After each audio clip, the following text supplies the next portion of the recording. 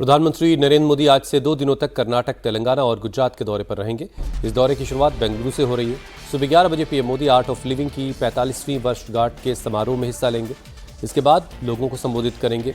यहीं से पीएम मोदी तेलंगाना के लिए निकल जाएंगे, जहां वो हैदराबाद में दोपहर 3 बजे 9,400 करोड़ रुपए की कई विकास परियोजनाओं का उद्घाटन और शिलान्यास करेंगे। और इनमें NH 167 का 4 लेन विस्तार सबसे ज्यादा अहम माना जा रहा है। इसके बाद पीएम मोदी हैदराबाद में सिंधु अस्पताल को राष्ट्र को समर्पित करेंगे। प्रधानमंत्री तेलंगाना के बाद गुजरात के जामनगर पहुंचेंगे। 11 मई को पुनर्निर्मित सोमनाथ मंदिर के 75 साल पूरे होने के मौके पर सोमनाथ अमृत महोत्सव में पीएम मोदी शामिल होंगे। यहां से वो वडोदरा जाएंगे। पीएम मोदी कल सोमनाथ मंदिर के पुनर्निर्मित मंदिर की प्राण प्रतिष्ठा के 75 साल पूरे होने के मौके पर आयोजित अमृत महोत्सव में शामिल होंगे। सोमवार को गुजरात के वेरावल में भव्य समारोह का आयोजन किया गया है। पीएम मोदी इस कार्यक्रम का नेतृत्व करेंगे, जिसमें विशेष महापूजा, कुंभ अभिषेक और भव्य सांस्कृतिक कार्यक्रम होंगे। पीएम मोदी यहां एक रोड शो भी करेंगे। ये रोड शो हेलीपैड से लेकर वीर हमीर जी गोहिल की प्रतिमा तक होगा। इस रोड शो में ज्योतिर्लिंगों और दूसरी सांस्कृतिक झांकियों को भी शामिल किया जाएगा। इसके साथ ही भारतीय वायुसेना का एक खास हवाई प्रदर्शन भी होगा, जिसमें सूर्य किरण एयर शो शामिल किया गया है। सोमनाथ मंदिर की प्राण प्रतिष्ठा 11 मई 1951 में हुई थी। उस वक्त के राष्ट्रपति डॉक्टर राजेंद्र प्रसाद इसके मुख्य अतिथि थे। कहा जाता है कि तत्कालीन प्रधानमंत्री जवाहरलाल नेहरू की मर्जी के खिलाफ डॉक्टर राजेंद्र प्रसाद सोमनाथ मंदिर की प्राण प्रतिष्ठा कार्यक्रम में शामिल हुए थे और अब सोमवार को प्राण प्रतिष्ठा के 75 साल पूरे हो रहे हैं। हमारे सहयोगी निर्णय कपूर ने 1951 में हुई प्राण प्रतिष्ठा में शामिल हुए भास्कर वैद्य से मुलाकात की और उनसे जानने की कोशिश की कि तब सोमनाथ मंदिर में कैसा माहौल था, उस दिन क्या क्या हुआ था। आप सुनिए 1951 में प्राण प्रतिष्ठा की लाइव कमेंट्री। इसके गवाह रहे भास्कर वैद्य की सुमारी। ये मॉडर्न सोमनाथ मंदिर जो अपनी प्राण प्रतिष्ठा के अब 75 साल पूरे करने जा रहा है, तब यहाँ पर सोमनाथ में कुछ ऐसे भी लोग हैं जिन्होंने उस प्राण प्रतिष्ठा महोत्सव को देखा था 1951 में, उसके साक्षी रहे थे। ऐसे ही एक व्यक्ति हैं भास्कर भाई वैद्य, जो उस वक्त शायद 10 साल के रहे होंगे और उन्होंने ये जो प्राण प्रतिष्ठा हुई थी तब कौतूहलवश आके यहाँ पे देखा था उसे। तो हम सबसे पहले जानना चाहेंगे भास्कर भाई से।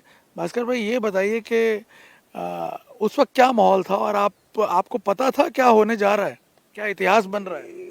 हमारे गांव में इतना बड़ा प्रसंग शायद इतिहास में उस समय पहली बार हुआ था।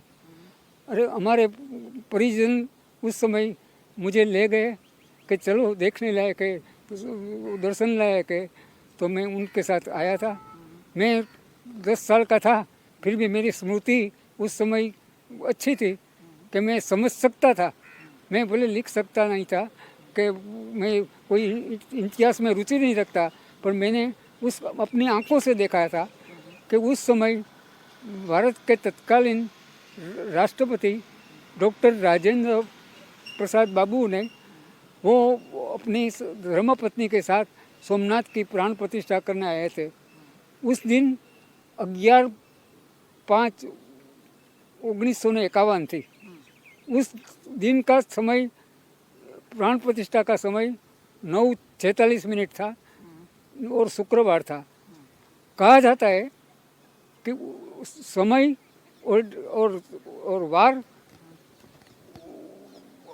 से 1000 वर्ष पहले जब मोहम्मद गिजनी ने आक्रमण किया था, उसी दिन भी उस वार ने उस समय था प्राण प्रतिष्ठा, उसी ही समय भारत का स्वाभिमान लहराया गया। उस कैसा माहौल कैसा था उस वक्त? आपने क्या देखा, क्या था वहाँ? माहौल ऐसा था, इतना बड़ा माहौल था कि दुनिया आज आज़ादी मिली और दूसरी आज़ादी मिली, ऐसा माहौल हर चेहरे के में हर्ष था।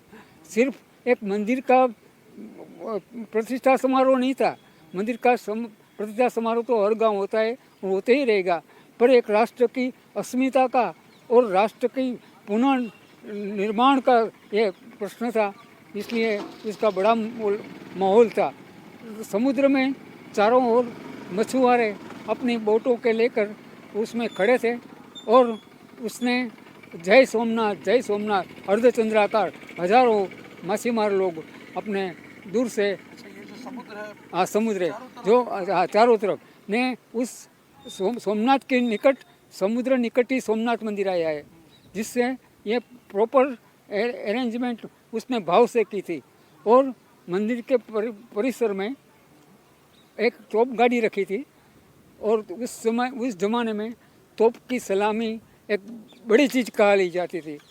तो उस समय में अद्यतन आयुध भी बनाया जाता था और उसमें और 101 तोपों की जब राष्ट्रपति ने गर्भगृह से बाहर निकले तो उसने जाहिर किया तब प्राण प्रतिष्ठा हो गई है। तो सबने जय सोमनाथ ललकारा और 101 तोपों की सलामी एक बाय एक गूंजती रही और आकाश गुम्मत से भरता रहा।